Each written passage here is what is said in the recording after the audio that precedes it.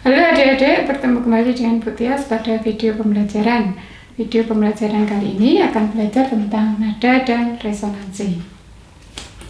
Pada video sebelumnya tentang gelombang, Bu Tias sudah menjelaskan bahwa ada dua gelombang, yaitu gelombang transversal dan gelombang gelombang longitudinal. Nah, gelombang transversal adalah gelombang yang mempunyai bukit dan lembah ya, sedangkan pada gelombang longitudinal adalah gelombang yang mempunyai rapatan dan renggangan. Nah, pada kali ini kita lanjutkan tentang bunyi, di mana bunyi adalah salah satu gelombang yang termasuk dalam gelombang longitudinal, di mana dia mempunyai rapatan dan renggangan. Kemudian hubungannya dengan nada. Nada adalah gelombang bunyi yang frekuensinya teratur. Jadi, kalau pada gelombang bunyi ada rapatan dan renggangan, kemudian kita ketahui ada frekuensi. Ini termasuk gelombang longitudinal ya. Kemudian ini ada kata-kata frekuensi, artinya frekuensi adalah banyaknya gelombang dalam 1 detik.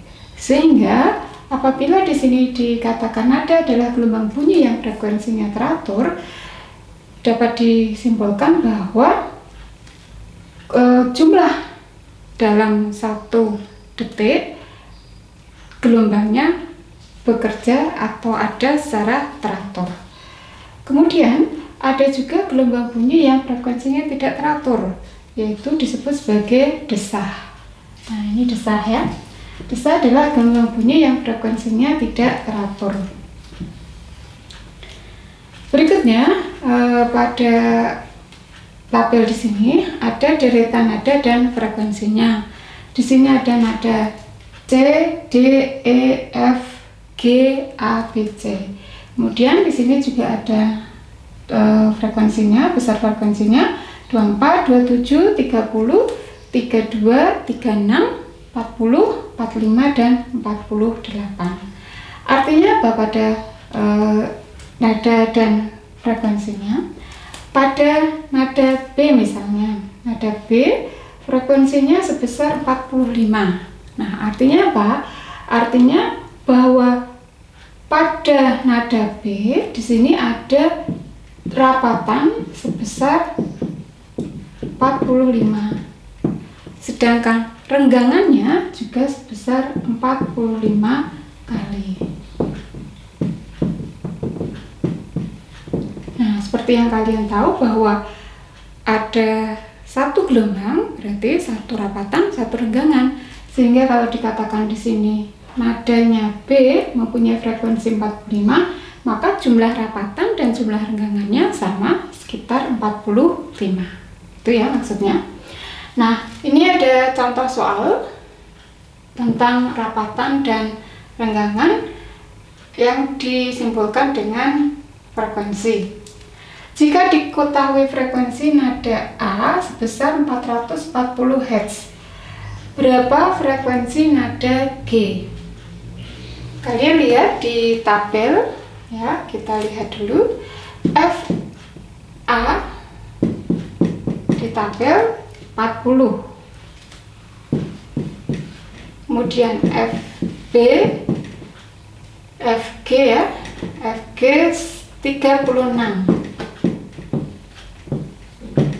Nah, kemudian diketahui nada A frekuensinya 440.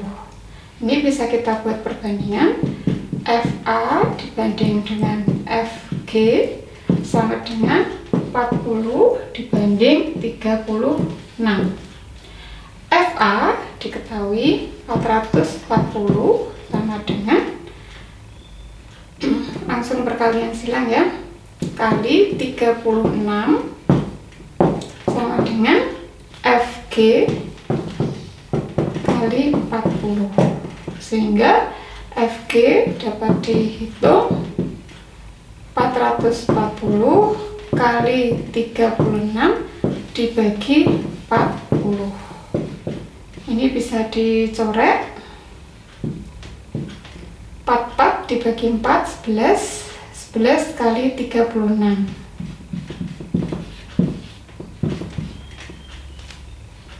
Nah, 36 kali 11. 6, 3, 6, 3. 396. 396 Hz. Nah, ini adalah cara mengetahui frekuensi apabila perbandingan frekuensinya sudah diketahui. Jadi putih ulang lagi, misalnya diketahui frekuensi nada A 440, kemudian frekuensi nada G sekitar dicari, kemudian perbandingan antara frekuensi A dan frekuensi G pada tabel sudah diketahui, sehingga tinggal kita hitung, masukkan dalam rumus ya. Kemudian ada lagi yang perlu kalian ketahui, misalnya kuat lemah bunyi ditentukan oleh amplitudo. Misalnya begini, kalian memetik gitar dengan keras dengan memetik gitar dengan lemah, maka beda. Kalau semakin keras memetik gitar, dawe gitar, maka bunyi dari gitar juga semakin keras. Nah, itu adalah contoh dari yang dimaksud kuat lemah bunyi ditentukan oleh amplitudo.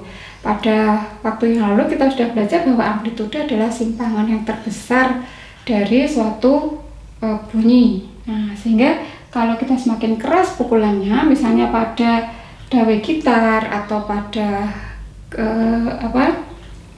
kendang, maka bunyinya juga semakin keras. Nah, berikutnya kita pelajari tentang resonansi. Nah, kita pelajari tentang resonansi ya, adik-adik. Resonansi adalah ikut bergetarnya benda lain karena getaran benda lain. Jadi ada suatu benda bergetar, kemudian benda lain ikut bergetar karena benda tersebut ya. Nah, frekuensinya apa sehingga bisa terjadi resonansi? Syaratnya adalah frekuensinya harus sama. Nah, misalnya begini, ini ada papan, kemudian ini ditali, ada A, B, C. Kita menggerakkan A, nah, sehingga terjadi getaran pada A, sehingga pada tali B maupun tali C otomatis ikut bergetar. Nah, ini yang disebut sebagai resonansi, ikut bergetarnya benda lain karena ada benda lain yang bergetar.